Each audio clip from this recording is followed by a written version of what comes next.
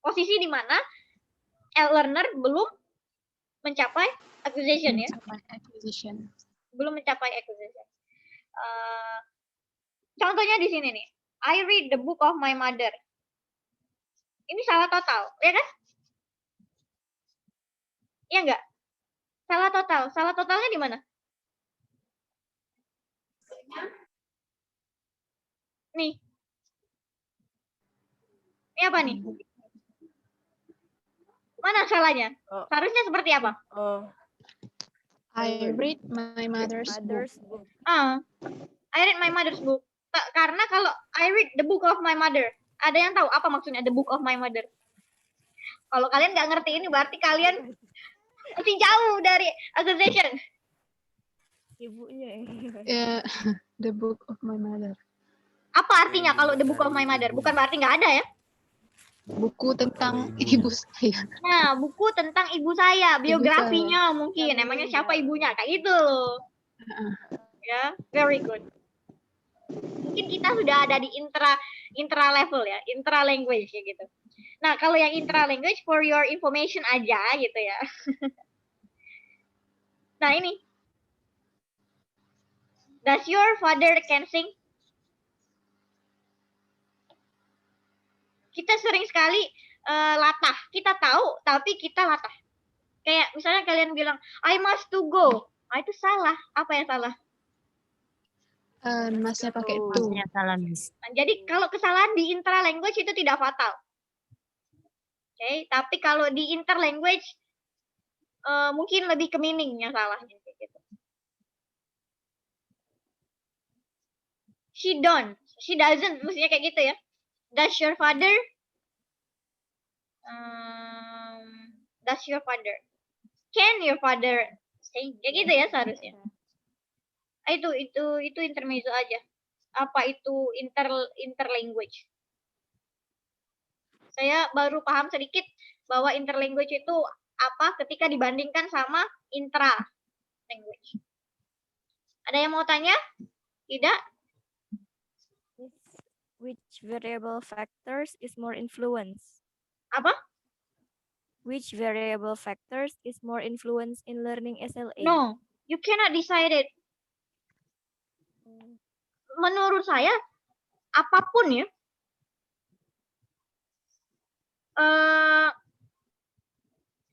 sama menurut saya nih ya, apapun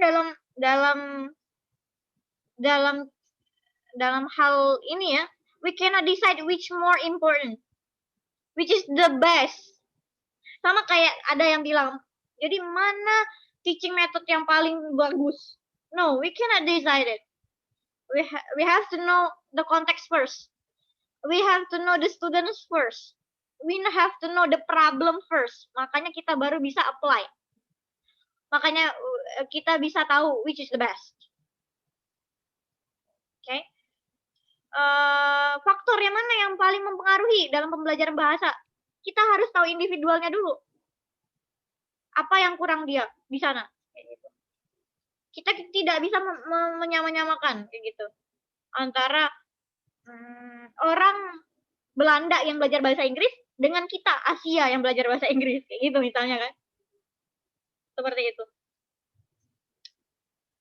Sama ya, misalnya kalian nanya ini. Saya kebetulan juga ngajar educational research. Ada yang nanya, mana Miss jadi sampel method yang paling bagus? No, you cannot decide.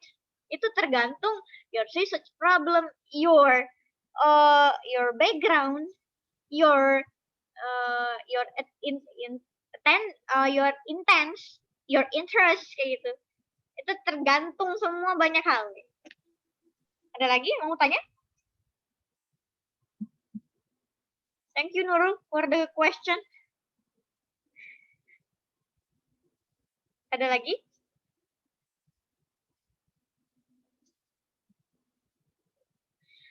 Misalnya juga nih ya, saya juga ingat waktu saya ngerjain tesis, waktu hasil penelitian saya tidak sesuai dengan apa yang saya harapkan. Maksudnya tidak sesuai dengan hipotesis yang saya harapkan ya. Jadi bagaimana saya menganalisisnya? Pakai teori-teori second language semua loh. Walaupun saya tidak benar-benar paham ya, tapi waktu saya ngajarin kalian, oh ternyata ini ada sangkut pautnya nih yang saya sebutkan ke second language acquisition. Bahwa apa yang penting itu tuh, apa namanya, scientist-nya yang terkenal kayak Krashen, Salinker, Brown, kemudian kalau Chomsky ketuaan ya.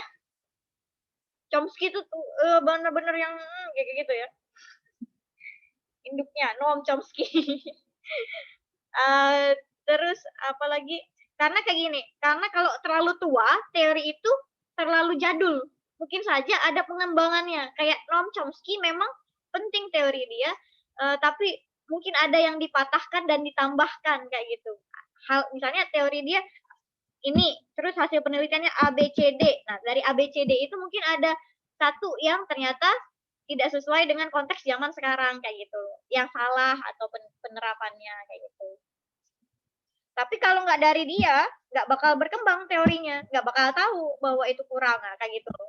Sama juga penelitian kalian nanti ya, kalaupun tidak berhasil atau tidak sesuai dengan yang kalian harapkan, bukan berarti tidak berguna. Nah itu loh, tergantung nanti interpretasi kalian, ya. Ada lagi yang mau tanya? Ada yang mau tanya? Tidak?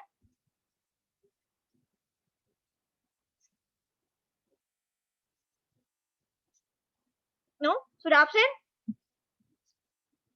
Sudah, Miss. Kalau tidak ada, saya cukupkan sampai hari ini. Jadi minggu depan kita sudah pindah ke hari Selasa ya, jam 2. Bisa? Bisa? Bisa. Satu lagi yang saya mau Miss, kalau di lebih jam 2.30 bisa nggak, Miss? Bisa. Bisa saya. saya ninggalin anak saya dari pagi kayak gini. Saya hari Selasa itu ngajar ya, dari jam 7 sampai jam 10. Dari jam 8 sampai jam 10. Nah, seterusnya saya itu sebenarnya nunggu sampai jam 2 tuh. Makanya saya bisa on time. Biasanya kan saya nggak pernah on time gitu kan. Kayaknya bisa saya itu deh, nunggu Miss, jam 10-an. Apa? Kayaknya bisa jam 10-an, Miss. Kalau Nanti misalnya ya yang coba tanya dulu itu sama nggak teman-teman. Zoom. Saya bisa. Jadi saya nunggu kalian sebenarnya sambil belajar gitu ya. Dari jam 10 sampai jam 2. Sampai jam 2. Ya. Jadi di rentang itu, tapi jangan makan siang. Jam 12 saya sudah mau makan siang ya, sampai jam 2-an itu kayak gitu. Mau tetap jam 2 juga bisa, tapi kayaknya Raffi kalau 2:30 I cannot do that. Kenapa nggak bisa? Karena saya nanti pulang ke rumah terlalu sore gitu. Kasihan my baby gitu ya. Iya, gitu aja. Thank you ya. Satu lagi thank you banget nih karena kalian sudah berpartisipasi, saya yang mengubah jadwal gitu ya. Thank you so much bisa mau mengusahakan. Oke. Bye-bye. Wassalamualaikum warahmatullahi wabarakatuh. Waalaikumsalam. Waalaikumsalam warahmatullahi wabarakatuh.